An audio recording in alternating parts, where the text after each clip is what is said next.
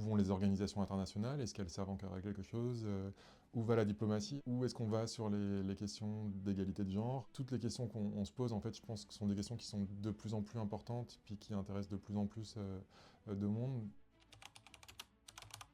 La première manière dont j'ai travaillé sur la mondialisation, c'était sur ce qu'on a appelé la mondialisation audiovisuelle à partir des années 80, qui était en fait pas mal une mondialisation de la télévision, c'est-à-dire un moment où les programmes de télévision ont commencé à circuler, à s'échanger, à être vus un peu partout dans le monde, puis où il y a des chaînes de télévision internationales qui ont commencé à être créées sur le modèle de CNN International. Ensuite, j'ai travaillé sur un autre type de mondialisation qui est la mondialisation du commerce, la mondialisation du commerce international. J'ai plutôt essayé de travailler sur comment est-ce que cette mondialisation commerciale, elle s'est traduite par de la professionnalisation. Comment est-ce qu'il y a eu des professionnels de la mondialisation qui sont apparus, des professionnels du commerce international.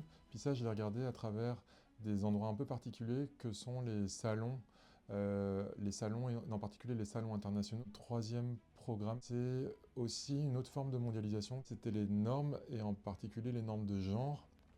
Et je me suis intéressé à un cas spécifique qui était la féminisation des diplomaties à travers le monde. Donc je l'ai beaucoup étudié de manière quantitative dans le cas de la diplomatie française. Puis plus récemment, j'ai élargi en fait la focale à la façon dont dans la diplomatie, en tout cas, on retrouve des formes de lutte normative sur les enjeux de genre et en particulier d'égalité de genre, hommes-femmes, mais pas seulement, minorités sexuelles et de genre.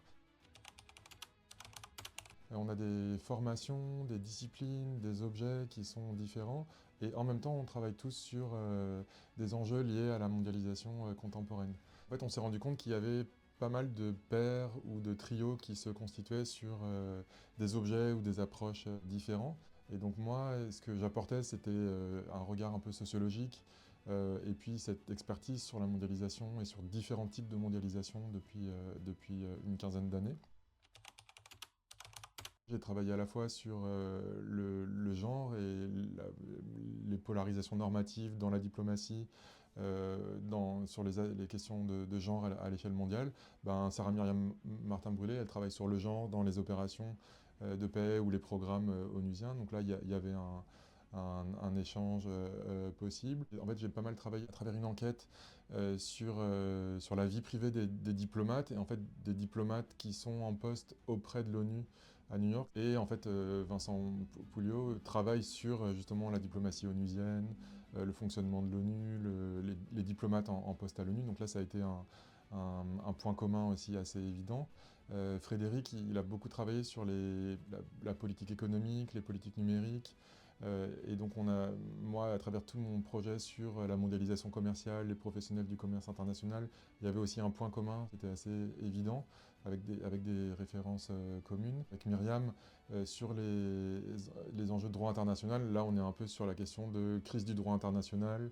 Et là, dans mes entretiens avec les diplomates, on a aussi des questions sur où va la diplomatie, où va le droit international aujourd'hui.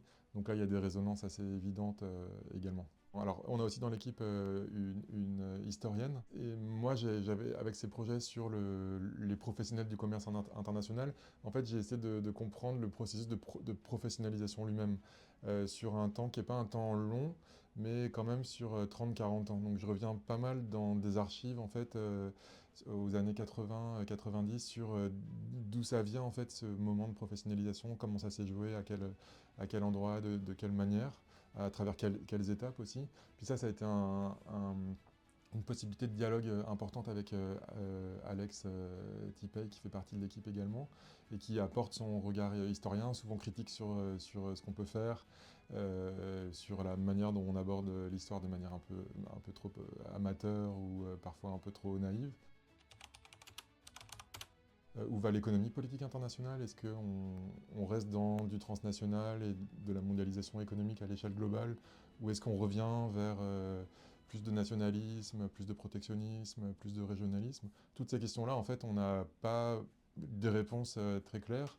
Puis c'est des questions qui sont en cours et sur lesquelles le groupe va pouvoir continuer à travailler, j'espère, dans les prochaines années, et essayer d'apporter des éléments de réflexion à l'ensemble de la communauté.